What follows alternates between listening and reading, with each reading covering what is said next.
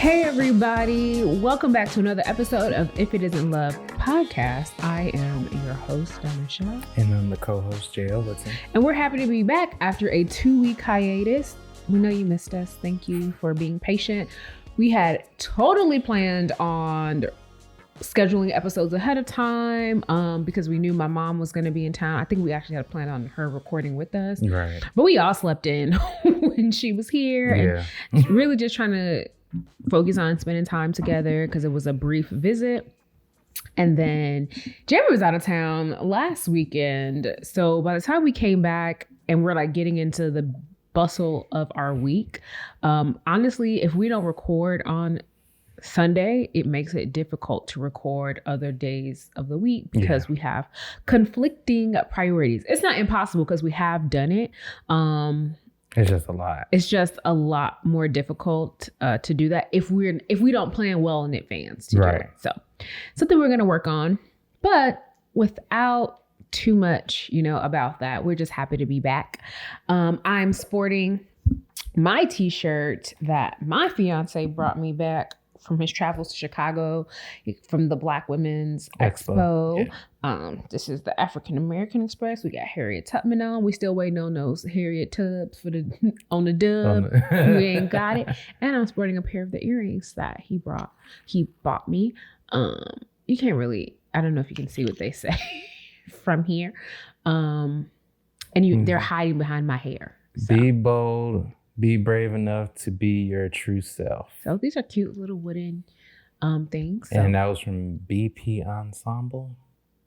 I wasn't there. You I can't know. ask I'm just trying to make sure I'm getting it right. And I'm also rocking a shirt, minding my Black-owned business by the King, Uncrowned King. I like that. Yeah, both of these shirts came from the same guy. And overall, they had some very good shirts at Expo this year. That's good. Like I like a t-shirt with a message. It's like I don't wear t-shirts that often, especially outside of working out. But when I do, I like t-shirts with a message. So yeah. We've had things going on. If you're not aware, the Delta variant is out here making moves, money moves, all kinds of moves. We still live in Texas, and Texas is like, no, we open, wide open, like a hooker at 3 a.m. We is open. So there's a lot of battling that. Although I don't want to celebrate being pushed back into the throes of a pandemic, it does mean that even for a short while, I have the opportunity to work from home again. If not completely, for the majority of the time, for a few weeks. So I'm going to take my my wins where I can get them. Y'all know how much I enjoy working from home, so I get to do that. And you used to not be like that. I think this is what it was. I think when you're really used to a thing, you think that is the way things should go. Right. And I couldn't imagine. And let me say, working from home I knew that what I do professionally for my career currently, they would not allow me to do it working from home. Like right. It wasn't structured for me to be able to do it from home until we had no choice. Yeah. It wasn't going to happen. And then we had no choice. And it was like, okay, well, now you're working from home. It's not that it was impossible. And I was just very used to that structure. And then when I had to do it originally, it was also scary because it was still a pandemic. So it wasn't like under ideal circumstances. Then once I started doing it by month 4, I never wanted to come back. And everybody was like, I'm just dying to come back. And I was like, not me. I feel like you went through like a metamorphosis.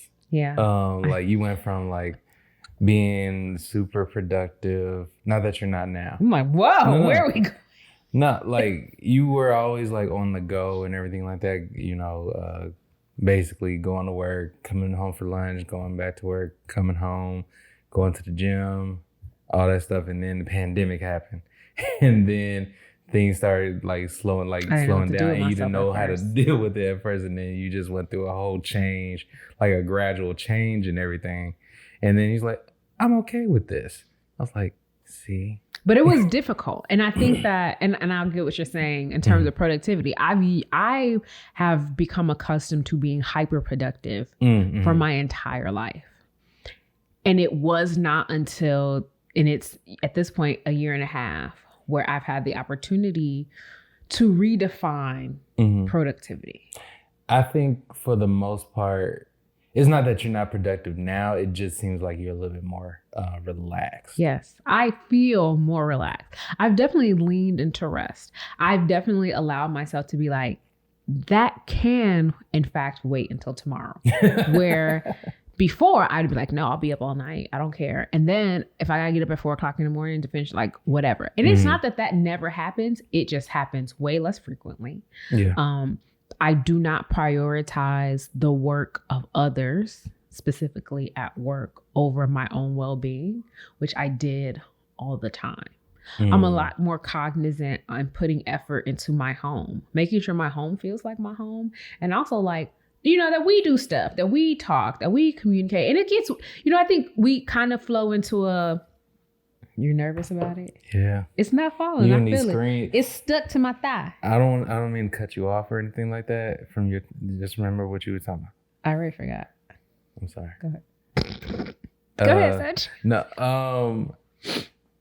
Your Alexa is petty as hell. What'd she do? So I was basically like taking a shower and everything like that, like hopped out and everything like that. And all of a sudden, like Alexa started talking. I'm like, okay, what's going on? It's like, just a reminder, based on your productivity, your purchase history and stuff like that, it's time to buy a screen protector. I was like, oh, Alexa is petty as hell. First of all, Alexa, you don't know my life, even if you do. Alexa, don't be listening to this. Look, she gonna start talking. Like, huh? Right. But sorry, I couldn't understand what you said. But nah, it was like, was petty as hell. She's petty. Whatever. Like, would you like for me to buy would you like it's for a me screen to add protector this to on your there cart? now. And I ain't gonna lie, I crack my screen protectors at least every other month. I have to buy a new one because I drop my phone all the time. But it was stuck to my leg. I felt it. But yeah, she's petty. But like I was saying about, like about productivity, I honestly I've leaned more into rest. And I think now that I've spent some more time in the office, and then we have days where it's like, okay, no, you're doing work and I'm doing work and we don't talk to each other until like I come home, like at length or whatever the case is. And that's okay. I've been really trying to work on still feeling like a whole person. And part of that is difficult is that a lot of my identity, what I've come to realize, it was wrapped up in my ability to produce. Got it. Okay. So it wasn't just a matter of me being able to like, oh yeah, then let's just go ahead and relax or, go ahead and not do this stuff. Sometimes even after I do it, having to combat with feeling like shit because I didn't do. Right. So on days where I want to sit and do nothing, and that is the best idea for me. It's still a lot of mental, I did nothing today.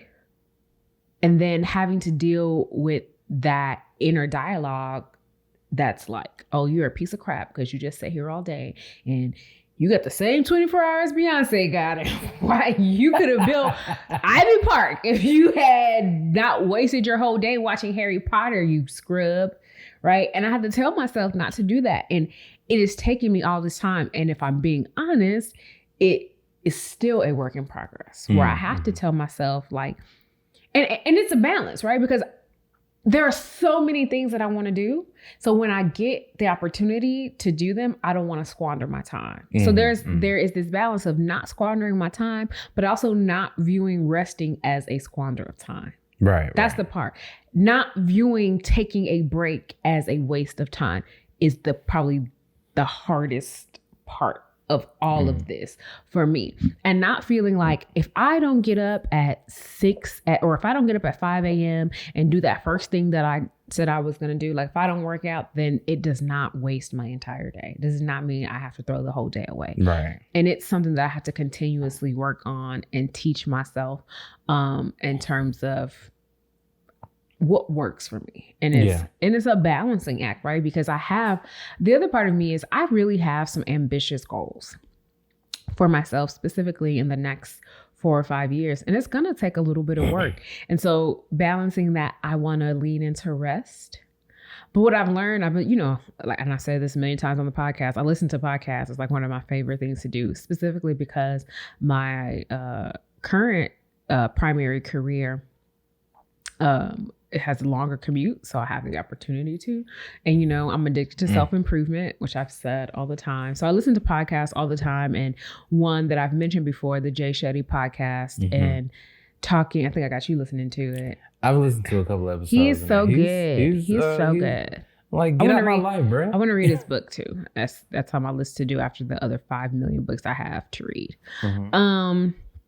But he talked about scheduling rest, and I never thought about that. Like, your rush shouldn't necessarily be like, oh, I'm going to find time, like when it happens, like, oh, or working myself until I have to do it. It should be like scheduled to say, And I know people, I know you're like, I don't work on weekends. I thought of like the stuff you do with me, like, to me, this is work, but I get you're like my other work. Like, I'm not going to work on weekends.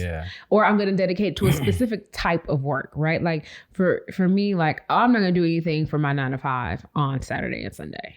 And if I do, I'm taking time out from the rest of the week to do it. So there can be those hard cutoffs, but there's also like having a weekend was like, I'm not doing any kind of work. So I'm not podcasting. I'm not recording YouTube videos. I'm not recording content for social media, like none of that. And it doesn't even have to be going anywhere. It could be like, today I'm going to do this. Last weekend was my resting weekend. Because for me, although it's not work, sometimes like when we have to spend time together, it's like, like we put effort into being with one another. So while you were out doing your thing, I was like, like literally, you don't know this. The clothes that I washed on Thursday, I was washing clothes on Thursday when you left. Those clothes were not put away until Sunday afternoon. Those clothes are on the couch, over the edge of the couch all weekend. And I was like, I don't want to keep looking at those clothes. I'll go into the bedroom. So I really just relaxed. And then last Sunday I had like a spa morning, or I got a facial and all this other stuff. So it was nice to like have some time where I was just like, I ain't doing nothing. And, I ate, but I was like, I ain't doing nothing. And I didn't do anything.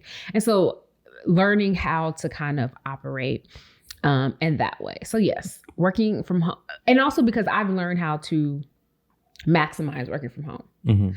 I really learned, and I've said this to you before, especially in my career, I'm a salaried employee for a company. And oftentimes people try to say like, oh, you need to be here at this time to this time. And I'm like, I'm not an hourly employee. My function is not hourly. Right. My function is not, I need to be here at this time to accommodate all of these things for these people. It is, I have specific objectives and outcomes that should come from the work that I do. Specifically now, as my department is new and I am literally creating it. And it probably won't be fully functioning until the spring semester. So I have time. Right. But the part to that is important is I get paid for an outcome. Right. If that takes me 4 hours to do, my checks look the same. If it takes me 16 hours to do, my checks look the same. So you pay for the outcome. They pay for the outcome. They don't pay for my hourly time. So working from home specifically, and sometimes I can do this in the office, but working from home specifically allows me to maximize the work that I do for them and the work that I need to do for my own well-being and benefit and business. And I don't consider it's not stealing time because you're not paying me for time. I don't get paid for time. I get paid for results. Even though like it's weird because when I take vacation, it's specific hours, but it's specific hours for me that the expectation is that you can't contact me or, I'm not available for the company's needs. Whereas even if I'm done with the specific project that I'm working on in the office, I'm available to them in those other hours. So I really like that because I feel like I can do what I need to do in between the things that I need to do for the company. So yeah, and I don't think I said this to anyone other than like you and even Lauren, like I have a specific date that I have created as to when I will stop working for someone else. I've given myself a deadline of when I will lean into, and I'm in the figuring it out phase now, when I can work for myself, have my own business. A big part of that is the insurance part of everything, let me tell you, having a job that pays for, and I was blessed that when I left my last job and came to this one, it was the same. They pay 100% of my health insurance. Them too? Yes. Oh, and I thought I told you that. Yes. And I thought it was going to be like a partial, because the old job, if you started after a certain date, like grandfathered in and stuff. Right. I was grandfathered in, but like literally a few months after I started, they were like, nope, as of this date, you have to pay like 20%, which is still not a lot. My new job was like, no, we still have it too. They pay 100% of my health insurance. And when you think about how I look at the bills when they say this is not a bill, but what the price is, it's a lot of money. But I'm not afraid that I can't make money that will be possible. I just also think about like having children, if you need like major surgery and all that kind of stuff. Yeah. Now, the caveat to that is if I, in that time frame, was offered a position that is 6 figures and maybe has a level of notoriety that I'm like, oh, I want to do it, or I can do something. I mean, ideally, I could still do what I do, but if I did it on a contractual basis, I would like that. I don't want to have to. Really, the big part is I don't want to have to ask for people to have time off. I hate that. I hate having to ask someone to take a vacation. I hate, as we're wedding planning and thinking about honeymoon and all the kind of stuff we do, that I have to like be like, if I need a break today, I can't. I can't take the day off. Now, it is nice that working from home is like I can kind of break as I see fit and I can move things around like I need. But it sucks when I feel like I just don't want to work and I want to answer anybody today and I want to take the day off, but I have to be cognizant that I need to save those days for later. I don't like that. I hate that. And I want to operate in a space where that's not necessary. And so it's like, all right, and that's part of it. For the free healthcare, I give up that. I give up the right to be able to just break whenever I want for the free healthcare. And there are other benefits. I mean, I get paid fairly well.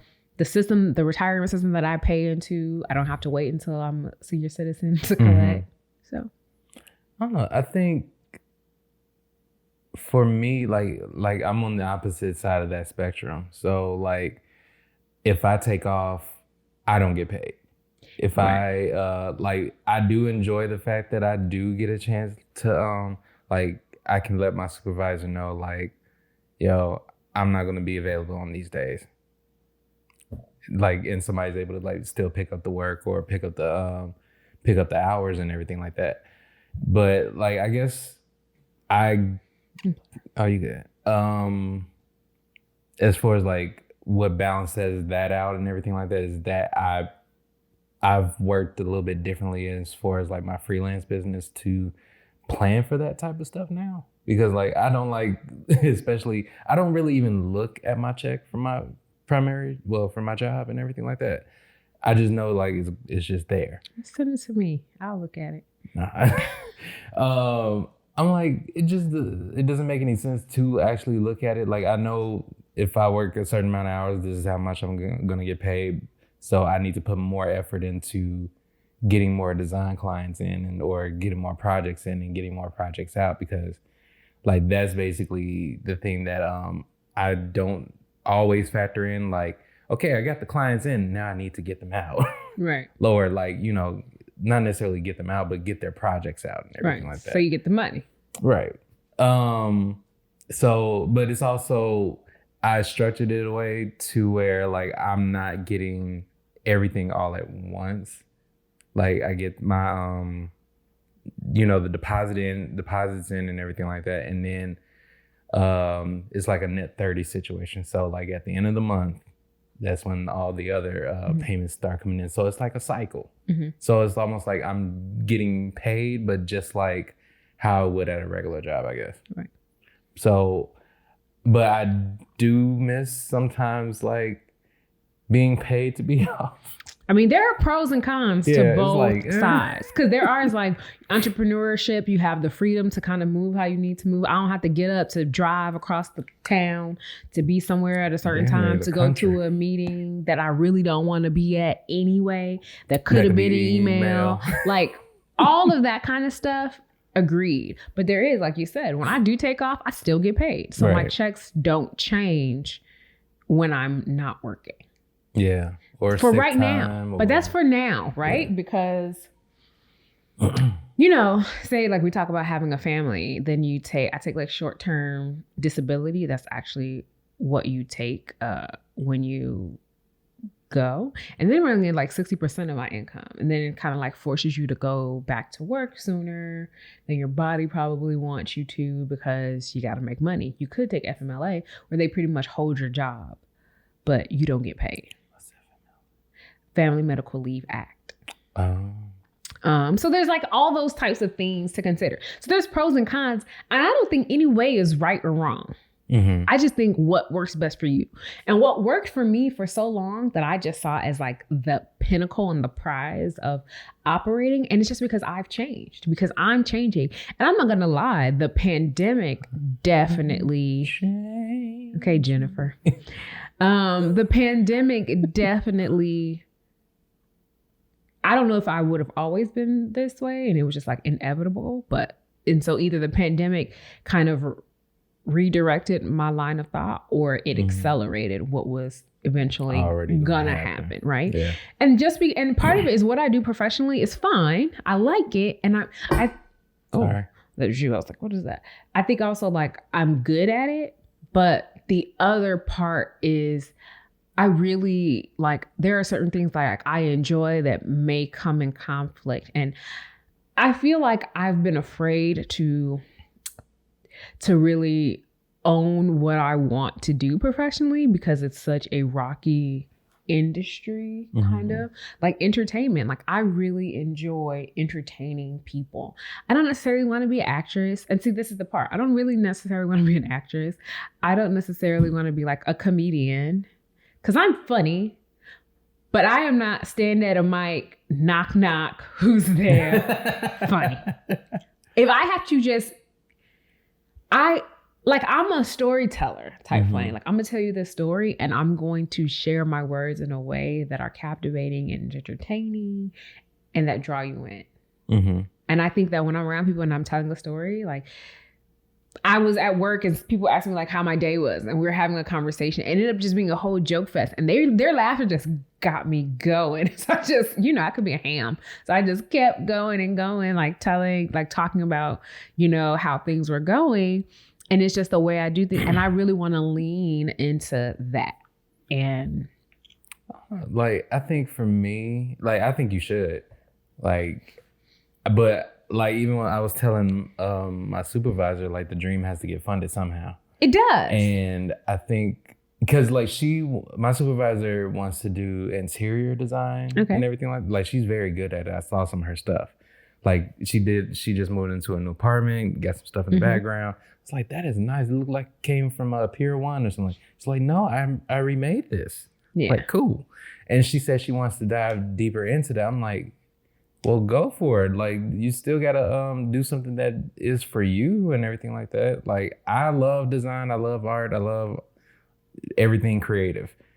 I try to make as much time for it as much as possible outside of what I have to do for work. And for her to be like, or for her to think that she can't do it because she has to give her all into work and everything like that. Like, I told her the same thing that you told me, that everybody else has told me. Like, if you croak over right now, like that job is going to replace. They'll be like, brr, brr, brr. Who's next in line? They will let you go. So go for it, and don't. I think for you, like, it's not something that requires a whole lot of time. Like, yeah, maybe like camera setup and stuff like that. But other than that, like... But it's also the creative process. Like, I have to come up with things. You have to record it. I mean, you already know the editing portion. Sometimes the editing... all the people are like, you've been put out so many videos lately. I've recorded these a while ago. But I haven't sit down to edit them, to cut all the stuff, make it... That takes time, you know? It just takes time. And so... I've learned too that I have to like schedule that, right? Because I was just like, oh, I did the video, but I haven't or scheduled like the editing of it, right? So that's why, like I was talking about maximizing working from home, really taking the opportunity to look at that and say like, how do I divide my day to be able to do the things that I need to do? Like you said, you got to fund the dream somehow. Right. And, I was reading that book. Good with money? Nope. Or the one by Gay Hendricks. Sure don't. It's the book I read. Mind you, this is not at all what I was going to talk about today, but here we are. Oh, okay. What was? It's fine. We'll do it next week, so I'm not going to say it because we're already well into this topic, so I'm not going to go into something else. The Big Leap. And part of the conversation that he's talking about in The Big Leap is knowing your zone of genius versus your zone of excellence, right? Mm-hmm. So for me, I think content creation, kind of entertaining people, inspiring people, I think that's part of it too. I feel like I inspire people through humor. Does that make sense? Do you disagree? Do you agree? Just marinating. Yeah, I agree. Okay. So like, that's what I want to do. I want to find more ways to do that. And so like my zone of excellence is kind of what I do professionally, right? Like, which I always try to make into a fun thing. I help people figure out what they want to be when they grow up, right? I give them the tools and the resources to be successful in that area. And I do it well and I enjoy it. But like, is it the place that I feel like I thrive? And so this is where it gets kind of tricky, because if I look at it from a results perspective, what I do that I consider my zone of excellence, and maybe I just need to rethink it, is what gives me the most results, not even monetarily, but in terms of the impact that I have. And what I think is my zone of genius, like I sometimes, and I'm trying not to get frustrated by it, I, at this point, probably have like 40 videos like on YouTube out. Now, some of them were there from before, but definitely in the last year, I've made no less than 20 YouTube videos. And some of them have like 4 or 5 views. And the people who put them out like right next to mine, but because their viewership is larger, I've only increased. Now, I will say I have almost like doubled my subscribers, but we're talking about like 150 to now 300 and something. So not a lot. And there are people who have like, 50,000 followers or subscribers, and then they get like thousands of views per video. And I think my videos are better quality and all of that. But there's the algorithm and how that works and how does that get people to marketing. all that stuff. But no, it's just like, who does YouTube decide to push, right? Sometimes people who have brand deals, how do you get a brand deal when it's like, I have good content, but how do I connect to the people when there are other people who are doing what I'm doing? Does that make me want to stop? No. So I'm in a space where I'm just going to keep pushing out, because I remember this very specifically, and somebody who I kind of model like what I want to do after is like Kev on Stage. And I remember when I was first introduced to Kev on Stage, this is probably like 2015. And I never forget, I'd seen his videos, and it was because, and so this is only like 6 years ago. So maybe it was 2014, 2015. And I remember when he was talking about that Rihanna video, that Rihanna outfit, that shirt, and he said it looked like an albatross. And I was walking down I think it's called the 613, maybe, which is the walk, this walk path they created in Chicago. So when I still live in Chicago, and I Googled the word albatross, and it's this bird that is like, with the sleeve, and it reminded me of the sleeve. And I remember texting Maya, and we cracked up about it. And I was kind of like glued into him. And he had a thing where he was like, I'm going to create a video a day. And it was just him being funny and just putting it out there, putting the content out there. So it grew and it grew and it grew and it grew and it grew. So But and then finding out all the stuff he had done years before that with the playmakers and all sorts of stuff that I knew nothing about. So before I was introduced to him, and I consider myself a day one fan, right? But then there were like years of things he did, but it was the consistency of it. And I'm sure like, and then like he's mentioned before, there were videos that he had made that years later start getting views because when people were aware of him, then they yeah. So I try to use that kind of thought to not get discouraged when I put in all this hard work and sweat and effort for videos that don't get any kind of looks. I just be like, okay, don't stop, girl. Keep. And sometimes it's hard because a lot of what I do, it requires money, right? So that's what keeps me motivated to do the other work that I do, to be good at that, to be able to excel at that, to continue to have income, to be able to finance the other stuff that I want to do.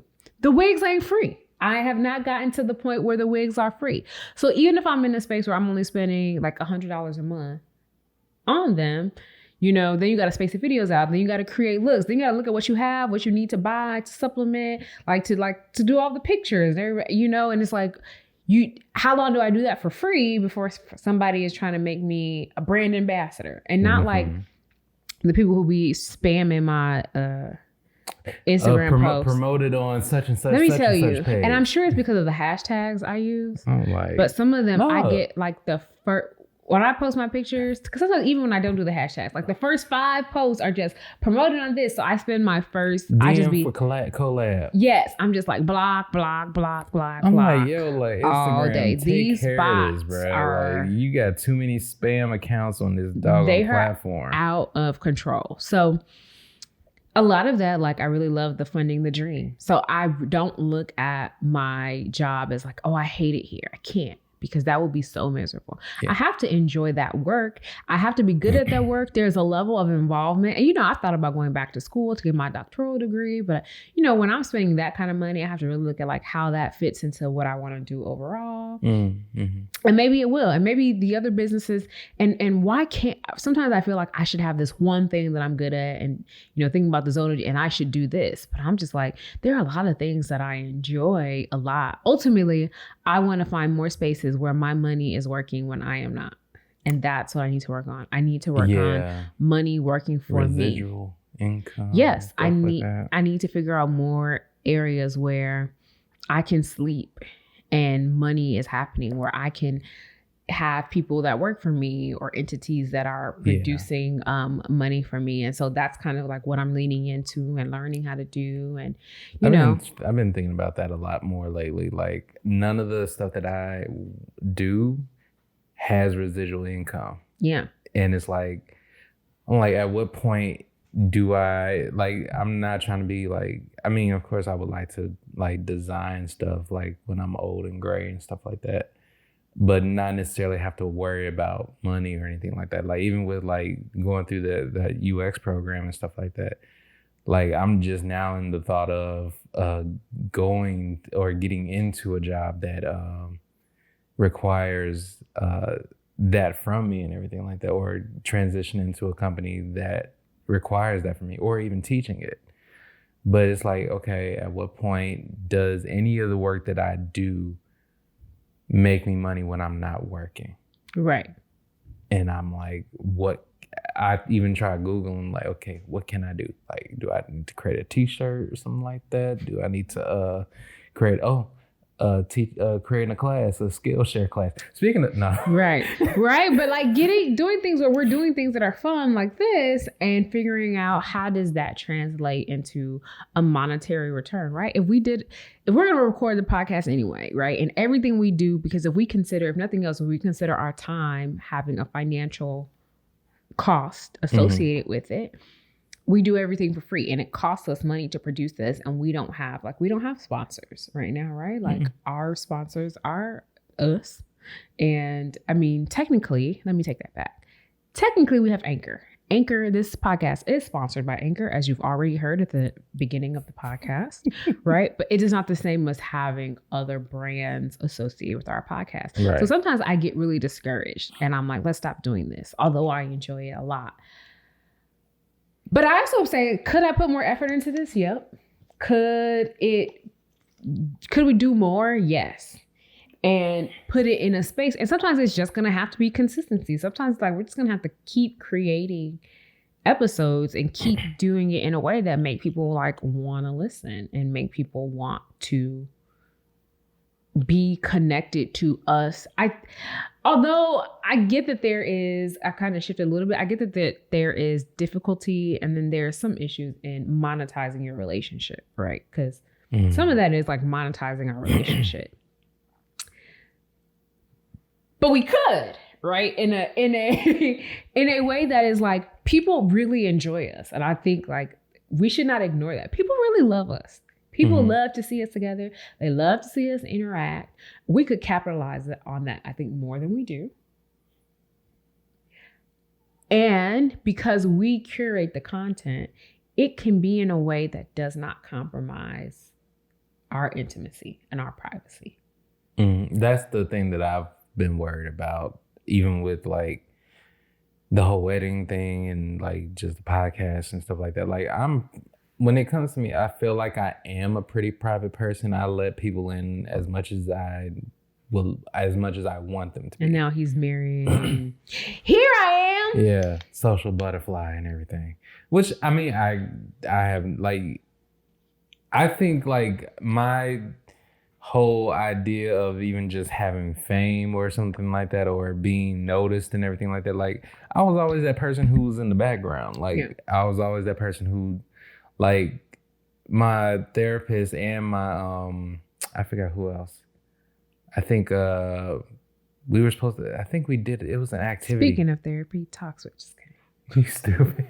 But it was my therapist, and it was like somebody else. Like they wanted you to define who you are, and I'm like, okay, who am I? Oh, it was my UX design class. Like, who am I as a brand and everything like that. Like if I could name like what I am, what would it be? Like normally I'm the clutch player when it comes to like design stuff. Like I'm always the person who always comes through like in a team situation. I've always been the go-to guy, and sometimes that's like a definite gift and a curse. And I forget the last thing. But when it comes to like being noticed and everything like that, like I get it. It's kind of cool sometimes, but every now and then I just want to retreat and go to the bathroom and recollect myself and stuff like that. I mean, I get it. I'm not trying to say like we're going to necessarily be famous or whatever, but I do like the idea of sharing our experiences and having conversations. Ultimately, you know, how many people do this for free? People do it for free all the time, right? On social media. But and there can be a way to do it. Like I said, it's curated. So there's always this level of, you know, I love when people are like, oh my God, you did it in your pictures. I'm like, y'all, I set this up. Like, so there is that part, like, yes, I want you to enjoy the content that I put out. I want you to think, man, she looks so good in that dress. And why do you all in your earrings? I didn't roll into this outfit. I picked it out. I put this together. And I think sometimes people don't appreciate that. And I know people say, everybody want to be an influencer and they just out here. Like, okay, we took our engagement pictures yesterday. Such fun. Can't wait to share those later. Thank you, Bryson. Thank you, Bryson. And the place that we took it was like a hot spot in Houston, outdoor space where people take pictures. And we've been there. So many times. But people have never been taking pictures like that. I feel like when we went early in the day. Though. Yeah, but it was nice outside. I feel like I never saw people taking pictures like that. But anyway, we were in a place where especially maternity pictures, there were no less than 6 pregnant ladies taking pictures and everything at this space. But there were a few other, specifically young ladies that I saw, like the girl that was like down and getting all her ankles with her ponytail, taking pictures, had her girl. Some people had like actual photographers coming, taking pictures. And I think that people don't think about that. Like sometimes, even if I'm out by myself and I'm taking pictures and y'all love it, that means I am hauling the tripod down, putting my picture, trying to hide the clicker or time it and run. And it's even harder when you're doing it by yourself than when you do it with someone else, right? Everyone who loved all my birthday photos or whatever that you did from last year, which we got to start working on this year. When we did all of those, it was like, making sure we're getting to the golden hour, getting dressed, having it. Like, I literally had to write out, like, this is the look, redoing my hair, and sometimes having to do this before work. It was a lot. And I don't think people take it for granted, oh, you just took a pretty picture. Like, no. And it's a lot goes into it. Like, I think definitely there's a lot that goes into it. Cause like, that's the reason why, like, half of the time I feel like I can never do anything for myself when it comes to this type of stuff. Like, I would like to take more pictures of myself without having to do this and everything like that. You could teach me photography. And then I could do it. Oh, see how he traveled America? Okay. No, I think, what happened? Oh, I don't know. Did the time run out? Nah, I think it just. You got sick of your shit. Uh-oh. Now you're gonna have to splice it together. Yeah, I mean, it's not hard. Go do what I did last time. Okay. When I accidentally clicked the button or unplugged that or something like that. Okay. But I think for the most part, you would like to take more pictures. I would I like for somebody else to take, like, yeah, I could teach you photography and everything like that, but it's not all about just like knowing f-stops and all that stuff like that. It's like also having an eye for it. And so who would be better than somebody who loves to be in front of the camera and I know exactly what I want to look like? So if you teach me how to make, you know what I mean? Mm-hmm. I know exactly what I want to look like. When we did yesterday, the first when Bryson started shooting me by myself, he had to say nothing because I knew what pictures I wanted. Mm-hmm. Yeah, I mean, I get that. Like, he did a great job on your solo pictures too. Your poses, oh my God, it looks so good.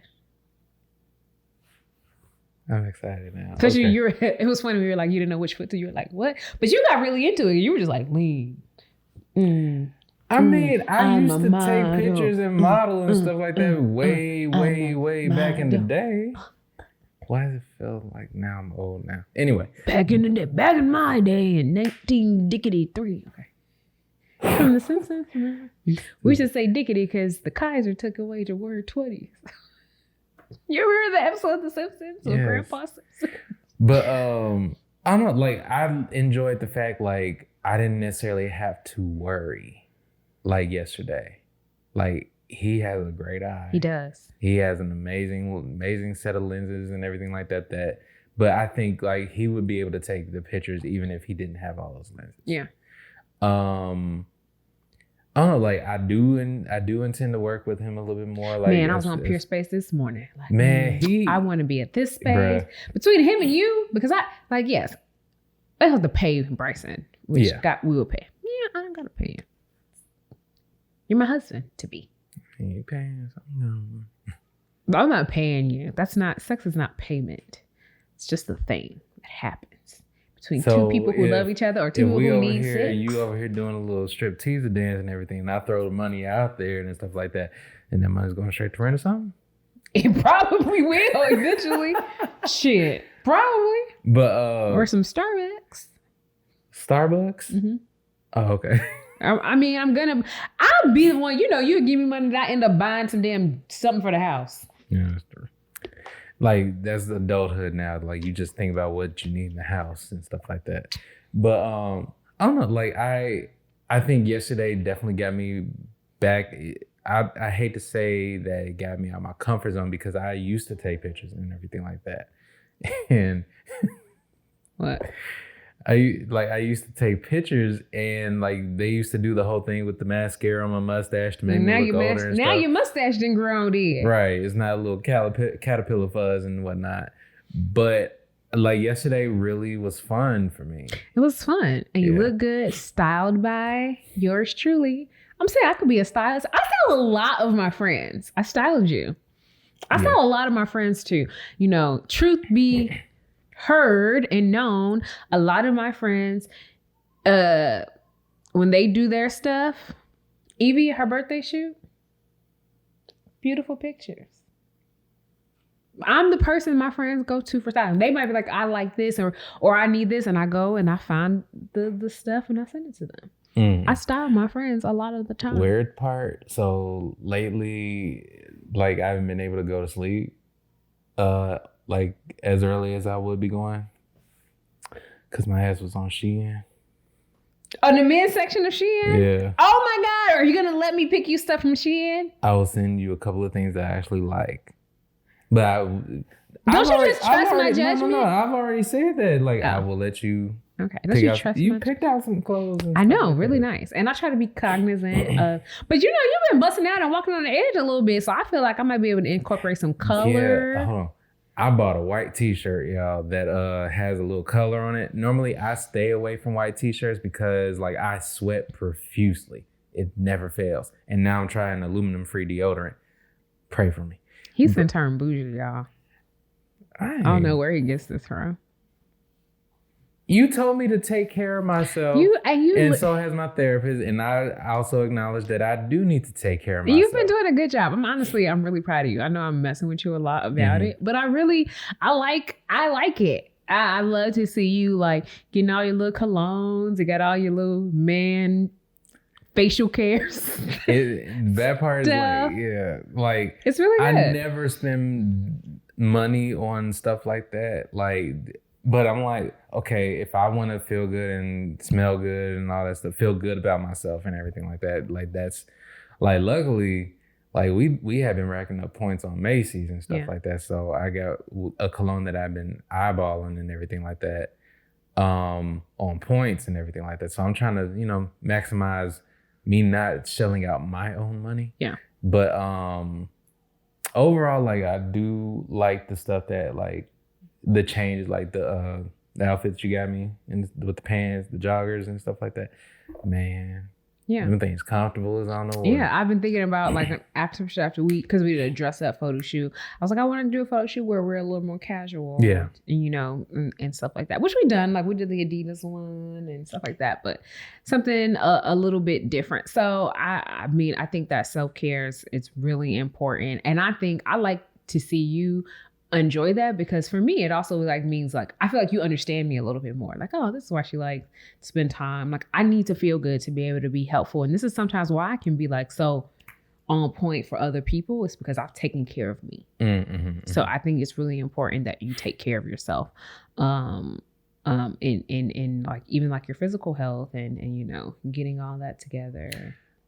I saw you on the Peloton.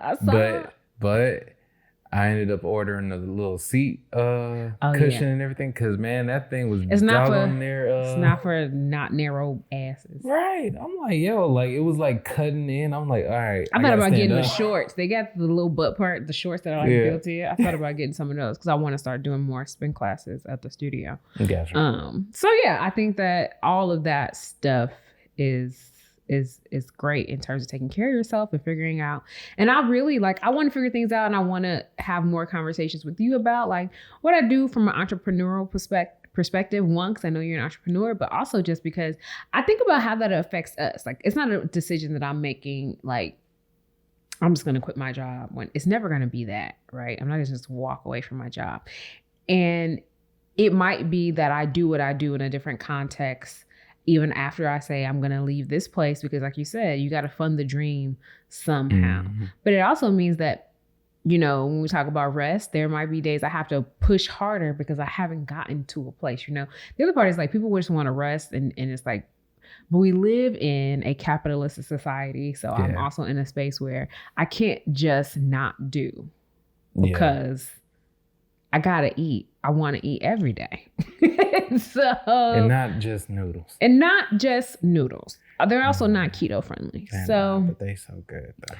Just keeping a lot of those types of things in mind in terms of like what the next steps are. But I'm very serious about, having a very whole life. And I think what's really interesting is like a lot of my family, like they don't know anything about, like they don't live that. I mean, they might be entrepreneurs, but not in like the legal sense of things, right? Not in the legal sense of things and not in a sustaining way, right? Because you have, in terms of whatever things we do entrepreneurially, we have to do it in a way that's sustaining. Because what happens if we can't produce the content the way that we do, right? That we've made other investments and other endeavors that allow us to still live comfortably. And I said it before and I'll say it again. I want to be rich. As we drive through our neighborhood and pass all these mansions and stuff, I want it. I want more than enough. And I really want that. And I want that for our children. I want my children to say, my mom and daddy got it. I want them to have as much as my effort as my mom puts in, and I love her to life. I was never in a space where I could just rely on her to take care of me, like as an adult, or not even as an adult, but like that I wouldn't have to contribute in some way. And I want my kids I want them to have to learn. I want to be able to teach them like, hey, yeah, we're rich, but you still got to work. I don't want them to be entitled, but kind of, right? Like I kind of want them to be like, I can go out and try all of these things because I don't need a secure job. I don't want my kids to be like, I have to be an accountant because I have to have something that's stable. I don't want them to have that mentality. I want them to say, if I want to be a professional surfer, I can go and try that because I can go try something else later. Because I'm not going to be homeless. Right. And it doesn't mean they're going to be reckless with our money or anything like that. Right. And the other part is right now, while funding the dream, there's also like other financial things, trying to get out of debt and stuff that does still require money. So that's why I'm working a lot on and needing to really refocus specifically now, but definitely after the wedding. But again, now as well, having to shift my financial focus to paying off a lot of debt so that when my timeline wears down, for my goal to stop working for another company, I want to be debt free. Indeed. Student loans, I don't know if that's included in that, but I want to definitely have no credit card debt by that time, which I think is definitely feasible. I can dig that. I mean, for the most part, for me, like my therapist, basically, like I've spoken to her about this. Like I never really want anything. So like the whole, like I've seen, like, I don't know what I want until I see it or anything like that. Like most of the time, like I never really had a mindset to be rich. I had a mindset to be wealthy. Like, if rich comes with that, then fine. What, financially wealthy or like wealthy in love and life? All of it. Prosperous. But when you say that, what do you mean? Like, people are like, yes, I'm wealthy in love. Yeah, that's fine. No, like, okay, I also want cash. When I'm basically talking about, like, that's where I get the whole mindset of being comfortable. Because wealthy people are comfortable. And they don't necessarily, they know how to spend their money. They know how to save it. They know how to invest it and stuff like that. That's the idea of, like, me being wealthy. As far as rich, like, if that comes with that, yeah. I just don't think I would be that person who, like, yeah, I might splurge on a toy every now and then or whatnot, but I never saw myself, being one of those people who always wearing Gucci and and all that other stuff, or was that Balenciaga shoes and stuff like that. I just never been that person. Like, I think even if I had like 100 million in the bank and everything like that, I'll still be rocking the same clothes I wear now. But you probably get some more expensive stuff. I ain't gonna lie, because we say that you have a little, when you got Balenciaga money, I'm not gonna say you're like, you might not say, Adidas, never. But you probably, it ain't gonna be about need. It's never about need. No one needs that stuff. It's just like when you're playing with your colognes, when you got your cologne. So it's like, oh, this was less expensive and it smells great. I could have it. This kind's more expensive and I like it. It ain't about a need. It was, you liked it. And that's what will happen. You ain't need it. It was more expensive than the other one. It's like, that will happen. And I'm not saying you're going to go crazy with it. Like, I'm never going to say I'm not going to buy anything Chanel. But I'm not going to be like, oh, I never wear Chanel. I'm like Cardi B when she said, I could wear designer, but this Fashion Nova fit. It's like, do you think I'm ever going to stop shopping at Shein? No. I don't care how much money I have. Because a lot of times, the cutest clothes, everyone's like, oh my God, I love this. And I'm like, it costs $12. And I see other places where people buy the exact same outfit. They literally leave the same factory in China. Oh yeah. And they go through, they put the labels on yours, and you pay $300 for it. And stuff like you that. pay $300 for it, and I pay $12. And so I'm never gonna. Do I want to be more financially conscious? Yeah, but does that mean I can't treat myself to things? And it doesn't have to be like, and that's part of it, like learning kind of like the money mindset. It doesn't have to be like I absolutely have to have this, or it's not an absolute necessity, so it means I can't have it. There has to be a sense of balance. I think, yeah, I get that. I think the thing that, like, I guess it's like personal to who we are, stuff like that, or our personality and stuff.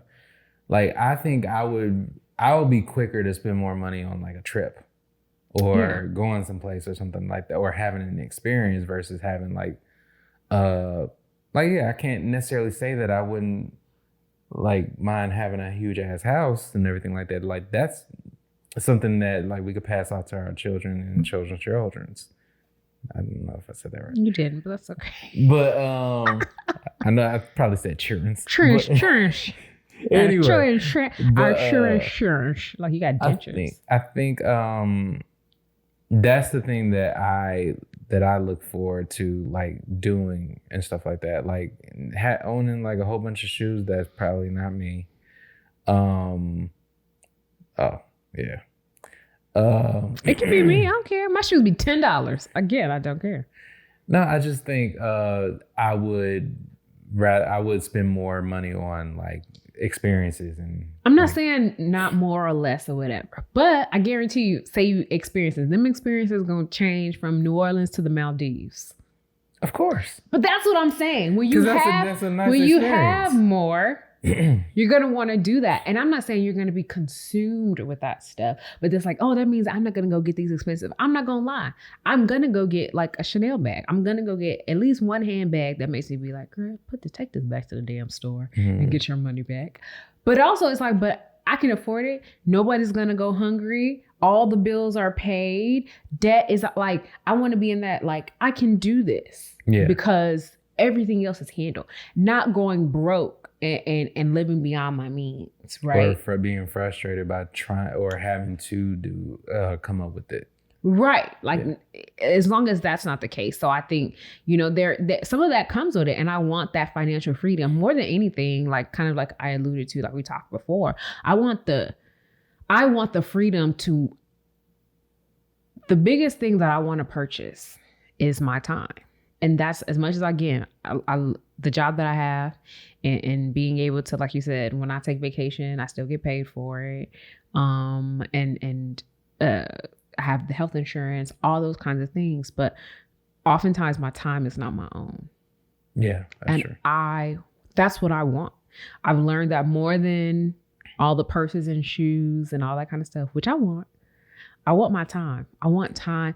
I think about having kids, and I hate the idea of having to be away from them, and not because I want to, but like I have to get up at whatever time in the morning to go to an office to work for someone and not come home at night and I spend all day away from my child, even if it's not necessarily necessary. I hate that idea. And with the first one or two, or, I probably will have to. At least the beginning of their lives probably will look that way.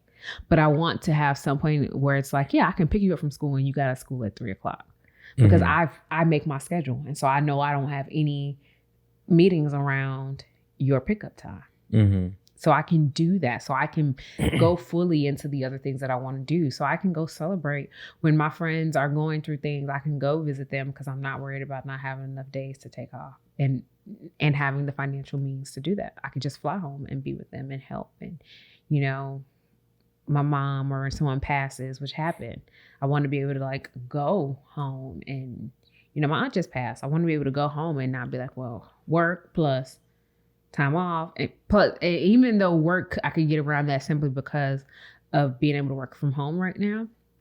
The thought of like, oh, now I got last minute plane ticket and having the money to do that. And, I want that, but I do want my time. I want it. Some people don't care, and that's fine. I decided that I care, and I like just being able to wake up when I want and operate like I want to operate. So that's the goal moving forward. And every day I work a little bit more towards getting there and figuring out what that looks like for me. And a lot of trial in the area. There's a lot of, like Will Smith said, failing forward and messing up. And I can't wait to look back and be like, ooh, what was I doing back in 2021? But here we are, in 2026. And this is where I am. So that's all I got. I feel like that was not what I wanted to talk about today, but that was a good conversation. Yeah. Definitely. And it was organic and all natural. Now I'm hungry. I'm definitely hungry. And I think I'm going to try to make some more chili because I really enjoyed it. And he don't want that. You can tell. That means means he don't want it. No, that means I got to do something about that. The dishes. It's rough out here. All right. Do you have anything to add? I do not. Thank you guys for joining us for another episode of If It Isn't Love podcast. Please send us questions, topic ideas, all of that good stuff to ifitisenlovepodcast@gmail.com. Also, feel free to drop down in our DMs on If It Isn't Love podcast.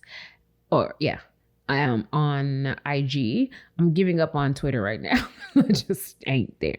But we do have a Twitter, just in case. We do have one. But we're not going to advertise that one today. But please interact with our content, y'all. Share. Sharing is caring. Share our podcast with your friends. Don't just tell them to listen. Send them the link to listen. I'm about to start bombarding my friends and everybody with our podcast episodes. Like, hey, did you listen? Da da da da da.